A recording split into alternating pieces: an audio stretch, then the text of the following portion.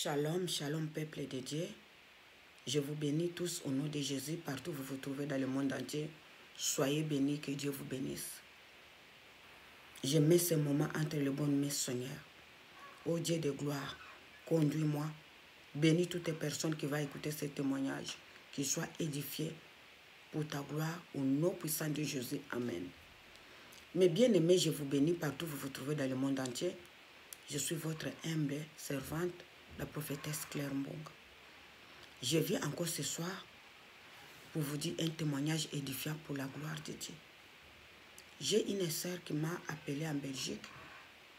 Il m'a donné l'histoire de sa grande sœur. Elle a dit, maman prophétesse, j'ai suivi tes témoignages, ça m'a fait du bien. Il y a quelque chose de plus. Et puis tu parles dans une langue que tout le monde attend. Oui, je lui ai dit, oui, c'est vrai ma sœur. Moi, je suis prophétesse internationale. Je prêche la bonne nouvelle pour le royaume, pour le monde entier. Je voulais parler une langue que tous les Africains, même les Européens, les anglophones peuvent comprendre. Il m'a dit, maman Claire, ma grande sœur, elle était mariée avec un homme, ils ont eu 12 enfants. Elle était d'Équateur. Ils ont eu 12 enfants, son mari, il était photographe. Il vivait dans une vie qui n'était pas vraiment aisée. Je sais, en Kinshasa, il faut que le mari sorte le soir, il vient, il te donne l'argent pour aller faire le marché. Ils habitaient en Ngaba. Cette femme, 10 enfants avec son mari. Un jour, un homme riche, il est venu voir sa sœur en Ngaba. Ils étaient une parcelle en face avec ma grande soeur. Cet homme, il l'a aimé parce que ma grande soeur m'a 10 enfants, il avait un corps. Si tu regardes, c'est comme si la mère de 2 enfants, tu ne vas pas croire que c'est la mère de 10 enfants. Il a aimé ma grande soeur. Ma grande soeur, il a accepté cet homme. Cet homme, il avait des moyens. Ils se sont mis ensemble. Ma grande soeur, il avait un bébé de 2 mois qu'elle venait d'accoucher. Son mari photographe. Au bout de 2 mois, ma grande soeur, il s'est mis d'accord. Elle a fui son mari. Ils sont allés avec cet homme riche à Matadi. À Matadi, ils ont atterri à l'hôtel Métropole de Matadi. Son mari l'a cherché. La famille l'a cherché. Elle a laissé un bébé de 2 mois, mes bien-aimés. Elle est partie. Ils sont restés à l'hôtel Métropole. Son mari a cherché, ils sont fatigués. 8 mois après, quand on a vu sa grande sœur, elle était enceinte. 4 ou 5 mois. Il est resté avec cet homme parce qu'il a suivi l'argent, il a abandonné ses 10 enfants. Or, cet homme, il était dans la magie blanche, mes bien-aimés. Ma sœur, elle a cru qu'il a trouvé l'amour, il a suivi la richesse. Son mari, son nouveau mari, il était dans la magie blanche. Quand ils sont venus à Kinshasa, ils sont revenus à Kinshasa avec son nouveau mari, ils ont pris un villa à Lingwala.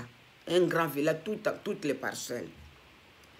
Ils sont restés là-bas. C'est là que ses enfants qu'il a laissés dans son ancien mariage, ils ont commencé à venir la voir. Ma grande sœur, son nouveau mari s'est proposé d'aller épouser ma grande sœur dans la famille. Vous voyez, il a épousé un photographe qui était pauvre. Quand ils ont entendu qu'un homme riche, ils étaient d'accord. L'homme là, il a épousé encore ma grande sœur avec beaucoup d'argent. C'était une fête grandiose. Il a conquis toute la famille. Mais bien aimé, ma grande sœur, elle a eu une fille. Ses autres enfants qu'il a amenés, ils sont allés vivre chez elle. Qu'est-ce que cet homme faisait? Il a commencé à coucher avec la fille aînée de ma grande sœur. Il a commencé à coucher avec cet enfant. Une fille encore de notre grande sœur aînée, cet homme, il a commencé à coucher avec la fille de notre grande sœur aussi. Et ma sœur, elle savait, il a trouvé un jour son mari dans la chambre de sa fille aînée, il n'a rien dit, parce que son mari lui donnait beaucoup d'argent, il a gardé le secret. Mais bien aimé, ils ont continué à vivre, continué à vivre, continué à vivre. Ma grande sœur, dans son mariage, il a perdu un enfant qui était 4e. Il est mort mystérieusement. Ah, qu'est-ce qui arrive? Cet enfant, il n'était pas malade, mort mystérieusement. Une petite fièvre, l'enfant est parti. Mais bien aimé, les années, 3 ans passés, il a perdu son autre enfant, 5e. Elle est morte. On ne savait pas. Mais bien aimé, ça a passé, ça a passé. Le monsieur aussi, son enfant, son garçon, il a eu un autre mariage de 16 ans. Il est mort mystérieusement. Ça a passé. Ma grande sœur est tombée enceinte. Il a mis un enfant. La tête des singes et le corps humain. Les médecins ne pouvaient pas lui donner cet enfant. Il a dit que c'est un monstre. On ne peut pas le montrer. Mais bien aimé, le mystère a continué. On ne savait pas que ma grande sœur, il a été déjà initié par cet homme-là. Cet homme, il a initié ma grande sœur dans la magie blanche. Comment on a su? La femme, ma grande sœur a commencé à dire, oh, il m'a amené au cimetière la nuit, il a évoqué, la dame blanche est sortie. Quand la dame blanche est sortie, il a commencé à parler, il m'a fait vêtir un bracelet en or. Ah, vous êtes allé au cimetière, hein? À 1h du matin, ton mari l'a évoqué, la blanche est sortie, il a commencé à parler avec ton mari, il t'a vêtu une bracelet en or, il t'a initié. Ah, mais bien aimé. Or, la sœur m'a dit, sa grande sœur, il faisait, si l'homme donne, elle donne. Donc, il faisait les tontines de donner les enfants. De donner parce qu'elle était déjà initiée, mes bien-aimés. Cet homme-là, quand il continue à coucher avec la fille aînée de sa femme, il a engrossé. On a demandé à la fille-là, qui t'a engrossé? Elle ne voulait pas dire. Qui t'a engrossé? À la fin, dès qu'il a eu l'enfant, c'était le figure de mari de ma grande sœur. Mais bien aimé, la sœur a dit, maman prophétesse, c'était incroyable. L'enfant de la fille de ma grande sœur, c'était le visage photocopie de son mari. Et l'enfant là, il est resté dans la maison de ma grande sœur. On ne l'a pas chassé. Sa fille, on ne l'a pas chassé. Il restait là. Après, c'est la fille de notre grande sœur aînée qui est tombée enceinte. On l'a demandé c'est qui. Il n'a pas dit. C'était le mari encore de ma sœur. Il a engrossé aussi la fille de notre grande sœur. Quand l'enfant, la fille, il a eu le bébé, c'était le photocopie de mari de ma grande sœur. Mais bien aimé, la famille s'est énervée. La famille s'est énervée. Elle a dit quelle sorte de sorcellerie que tu es entré. Avant, tu commences à perdre les enfants. Maintenant, c'est les enfants qui tombent enceintes et tu ne dis rien. Maintenant, on l'a abandonnée. Elle est restée avec son mari. Mais bien aimée. À côté de son mari, sa fille aînée, elle a commencé à perdre des enfants. Si elle perd les enfants, le mari de ma soeur, il n'est pas là.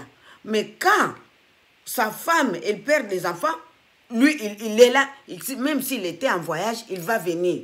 Mais bien aimé, après l'enterrement, une semaine après, vous allez voir la gloire, les mallettes d'argent, les argents neufs pleins. De l'argent dans des valises pleines. Vous allez voir que les gens vraiment, le succès est monté. Mais bien aimé, cette histoire a continué. Tu sais, des sorciers, ils finissent par se tuer ensemble. Cet homme, après les années, il est tombé malade. Qu'est-ce que notre grande sœur a fait? Il l'a enfermé à la maison. Cet homme, il avait les enfants en Europe qui pouvaient l'aider. Ma grande sœur l'a enfermé à la maison. Ni les enfants de ce monsieur, ils ne savaient pas ce qui était en Europe. Ni les enfants qui étaient en Kinshasa, ils ne savaient pas que leur papa, il est tombé malade.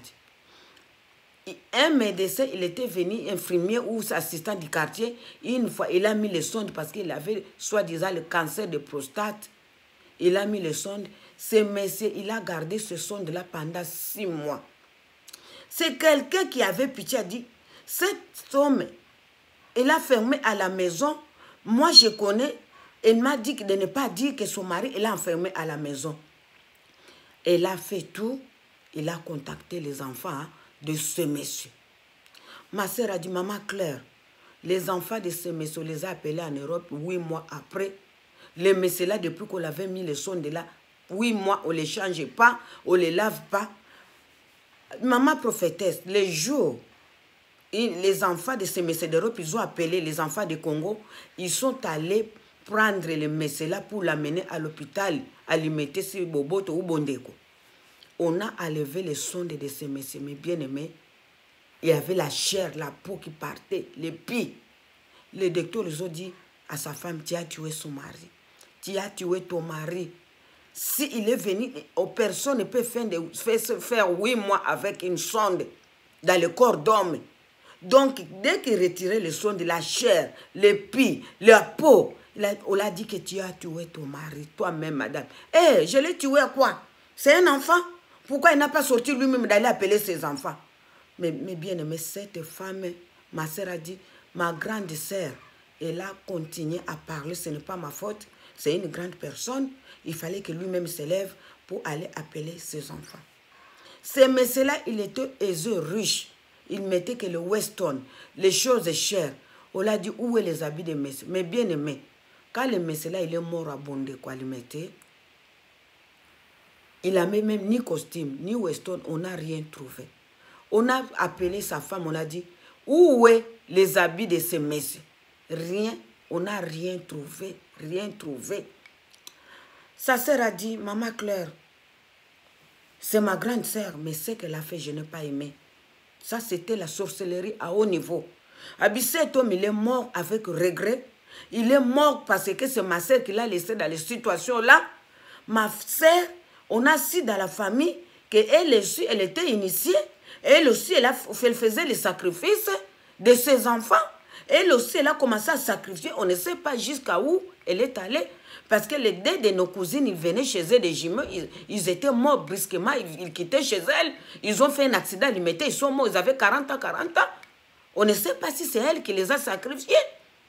Mais bien aimé, c'est ça qu'elle a dit. Maman Claire, je veux que tu parles mon histoire. La sorcellerie. Ma sœur était initiée par son mari. Elle a commencé à faire tuer les gens dans la famille. Mais bien aimé, un conseil. Oui, je peux épouser un homme. S'il est sorcier, je ne suis pas obligée d'accepter. Je ne suis pas obligée d'adhérer. Je ne suis pas obligée d'être comme lui. D'abord, mère de famille, tu as quitté, tu as abandonné ton mari avec 10 enfants. Tu es parti. Ça montre que tu es une mère indigne. Tu n'as pas pensé à tes enfants. Tu as pensé qu'à toi-même. Tu es une femme méchante, une femme destructrice. C'est pour cela que tu es allé aussi trouver un homme magicien pour vous détruire ensemble. Tu as accepté être initié dans la magie parce que l'envie de réussir, cette femme aussi, elle avait l'envie de réussir à n'importe quel prix. Elle a abandonné ses enfants à cause de la richesse. À cause de ça, elle est allée rentrer jusqu'à dans la magie de son mari. Mais bien aimé, un conseil, nous les femmes, il faut regarder les hommes qu'on va aimer. Tu ne peux pas abandonner ton mari parce qu'il est pauvre, parce qu'il n'a rien. Parce que là où tu vas, tu ne connais pas. Tu connais la personne que tu as abandonnée. Mais là où tu vas, tu ne connais pas. Là où tu vas, tu ne connais pas.